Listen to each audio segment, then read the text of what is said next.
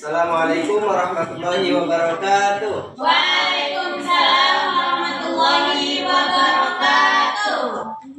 Bismillahirrahmanirrahim. Alhamdulillahirabbil alamin. Allahumma shalli ala sayyidina Muhammad wa ala ali sayyidina Muhammad.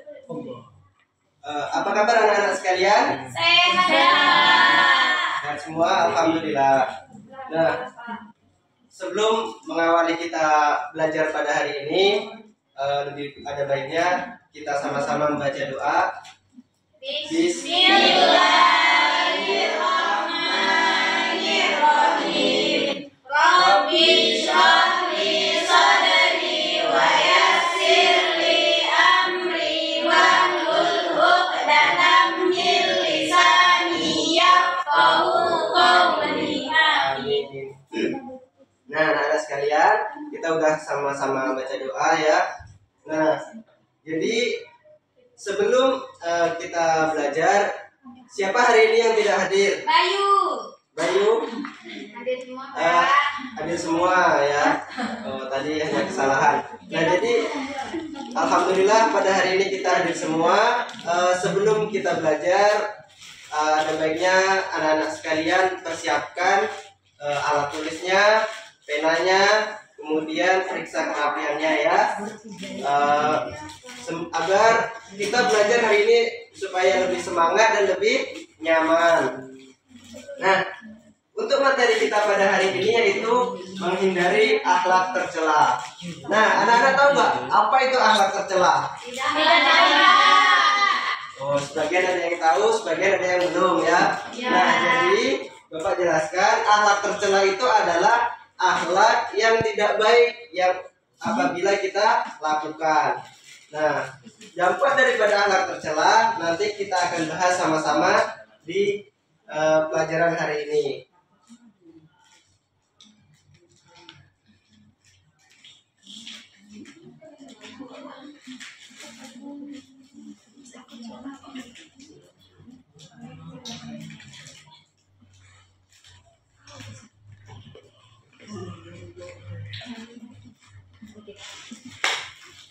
Nah, pada hari ini yaitu kita akan mempelajari akhlak tercela yaitu nifaq. Ada yang tahu arti nifaq? Tidak. Nah, arti nifaq itu secara bahasa ya seperti yang digambar ini. Nah, anak-anak ada yang mau bersedia membaca? Apa?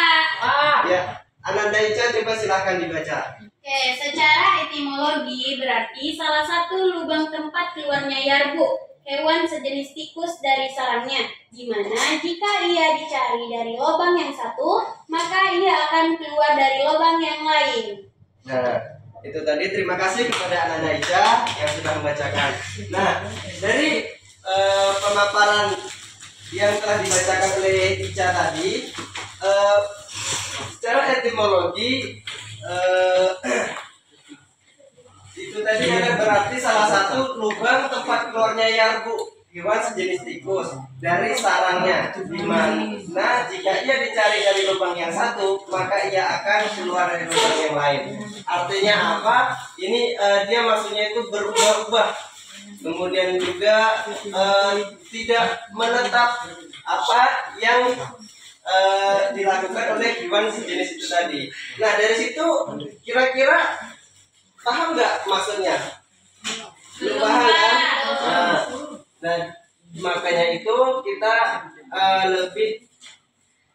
agar lebih paham kita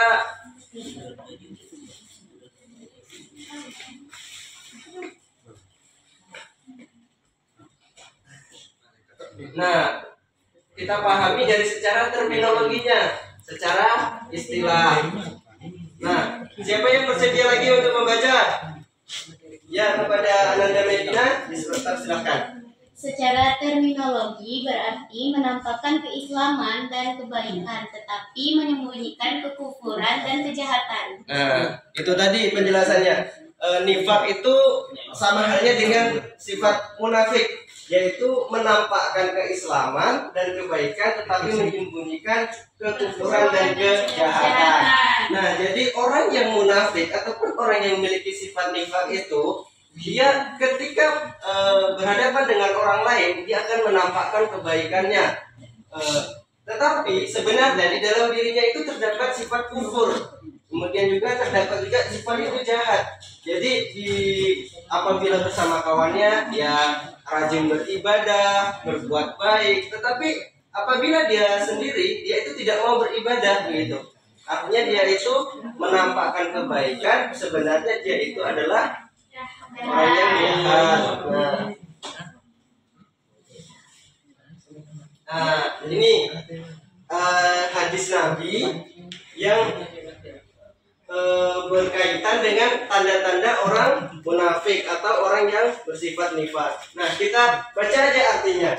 Dari Abu Hurairah radhiyallahu anhu, ia berkata, Rasulullah bersabda, ada 3 tanda orang munafik. Apabila berbicara ia berbohong, apabila berjanji ia mengingkari, dan apabila dipercaya ia berkhianat. Nah, itu tadi adalah tanda-tanda orang yang munafik ataupun orang yang memiliki sifat nifaq. Nah, ini pembagiannya tadi. Jika ia dipercaya ia berkhianat. Nah, ada yang bisa menyebutkan salah satu contohnya? Tidak ada. Oh, jadi biar Bapak aja yang memberikan contohnya. Nah, contohnya di sini ya anak-anak, apabila seseorang itu dipercaya oleh guru, misalnya seorang murid dipercaya oleh guru untuk melaksanakan tugas gitu. Nah, tapi muridnya ini lalai melaksanakan tugas. Nah, ini bisa dikatakan orang yang memiliki tanda-tanda sifat nifaq. Karena apa? Karena ia berkhianat. Kemudian jika berbicara ia berdusta. Tandanya yaitu seseorang tersebut pembohong. Jadi dia itu tidak ada kebenaran yang ia ucapkan yang keluar dari mulutnya. Kemudian yang ketiga itu jika ia berjanji ia mengingkari. Nah, ini salah satu contohnya ya. Bapak berpesan kepada anak Andre, nak, nanti apabila sudah waktu sholat di rumah tolong kerjakan sholat dengan baik dan benar gitu. Nah, ketika di rumah si Andre ini mohon maaf dia tidak melaksanakan sholat ataupun dia sholat itu tetapi main-main begitu. Nah, itu artinya dia itu tidak dia itu mengingkari janji. Karena janjinya apa? Janjinya dia akan melaksanakan sholat. Nah, yang keempat jika bertengkar ia melewati batas.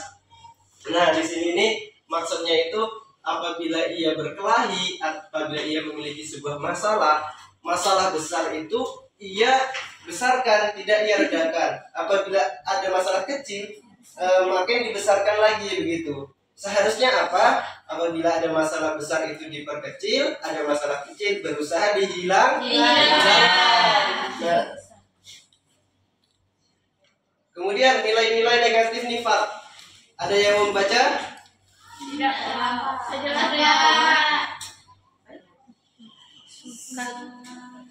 Suka berbohong. Nah, biar Bapak bacakan aja ya. Jadi nilai-nilai negatif nifaq itu yang pertama itu adalah suka berbohong. Yang kedua itu malas beribadah. Yang ketiga mengaku sebagai pelaku kebenaran, dan yang keempat menganggap selain Allah ada pertolongan lain. Nah, dan ini yang terakhir, akibat buruk sifat nifaq. Akibat buruk sifat nifaq itu diantaranya buruk dalam pandangan Allah dan manusia.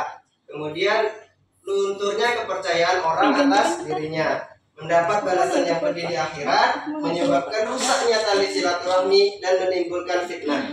Dan yang terakhir mempersempit jalan untuk mencari rezeki. Nah, itu saja mungkin materi kita pada hari ini.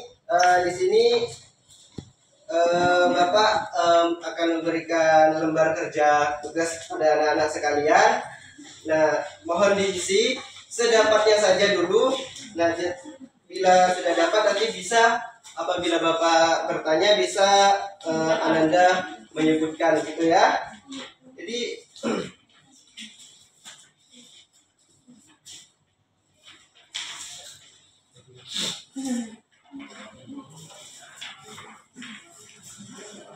apa sih? Ada.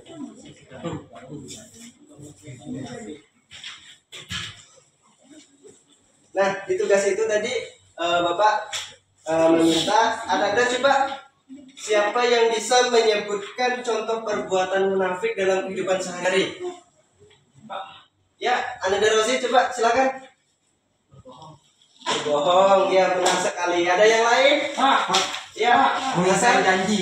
Ya, mengingkari janji. Kemudian, Bayu, Menggosip, Pak. menggosip. Nah, jadi Tidak amanah, Pak. tidak amanah. Ya, itu tadi adalah beberapa contoh kegiatan perbuatan ya orang-orang munafik dalam kehidupan sehari-hari. Nah, Bapak di sini minta tolong kerjakan tugas yang Bapak berikan itu tadi, cari akibat dari contoh perbuatannya, kemudian cara menghindarinya. Anak-anak paham? Nah, itu apabila tidak selesai pada hari ini bisa diantar pada minggu yang akan datang. Nah,